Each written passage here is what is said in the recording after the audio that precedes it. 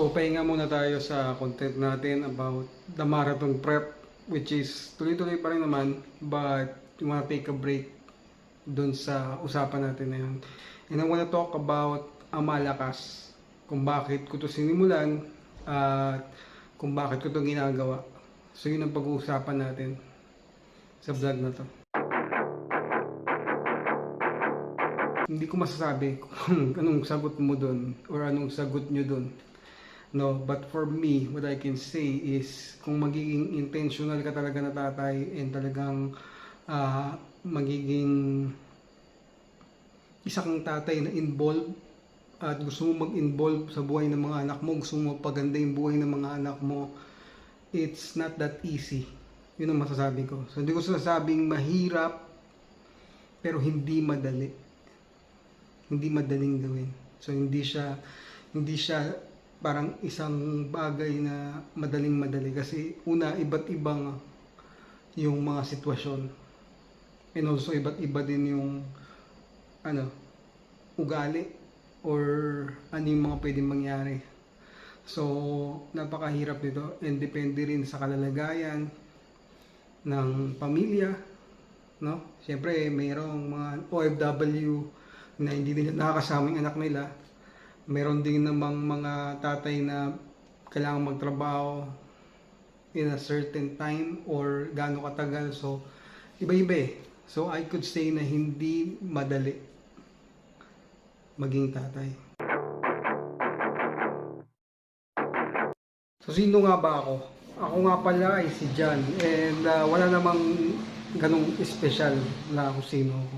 Isa lang akong tatay at isang asawa, isang lalaki na nagdi-desire o naghahangad na makatulong sa mga ibang tatay na kagaya ko.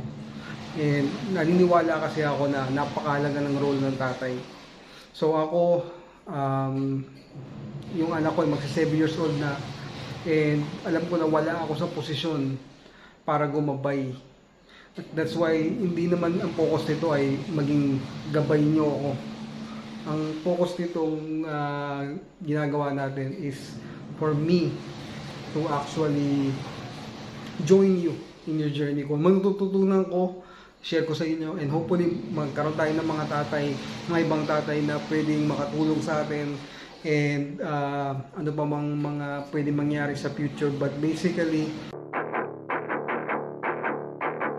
ang misyon ng Amalakas ay tumulong sa mga tatay, ma-equip, matulungan, ma-encourage, at ma-empower ang mga tatay. Kasi naniniwala ako na sa society natin is ang pamilya ang pinaka-basic na unit. So sirain mo ang pamilya, sira ang bansa. So ang goal natin is ma-empower ang mga haligi ng tahanan para mas lalong tumibay at ang mga pamilya ay mas lalong maging solid, no? Buo, tingin sa lahat yung mga tatay ay nakakapag-lead o nakakapamuno sa pinakamagandang paraan. And yun yung mission natin, na matulungan natin yan. And ang vision ng Amalakas is matulungan ng mga tatay sa Pilipinas.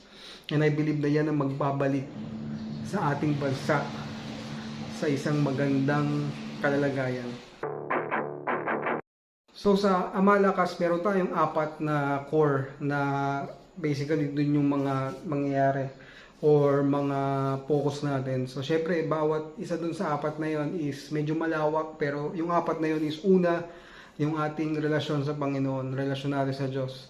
Niniwala ako na ang Diyos ang the best na gabay natin sa ating pagiging tatay. Kasi nga, siya ay Ama. Kaya nga doon sa dasal, di ba, Ama namin. He's our Father. And He knows how to be a son as well because of Jesus. And pangalawa is yung financial. Paano tayo magiging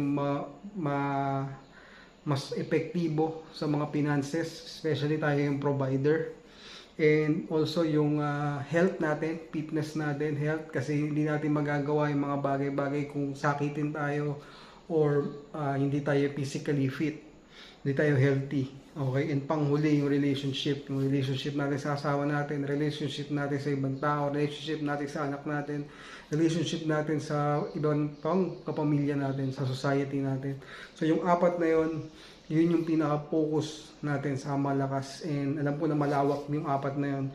But that's what we're gonna try to improve on dito sa Malakas. So ano ba yung may expect natin sa Malakas? So in the future, na-expect natin na magkaroon pa tayo ng mga interviews, makakita tayo ng ibang mga tatay doon sa apat na core na yun na makatulong sa atin.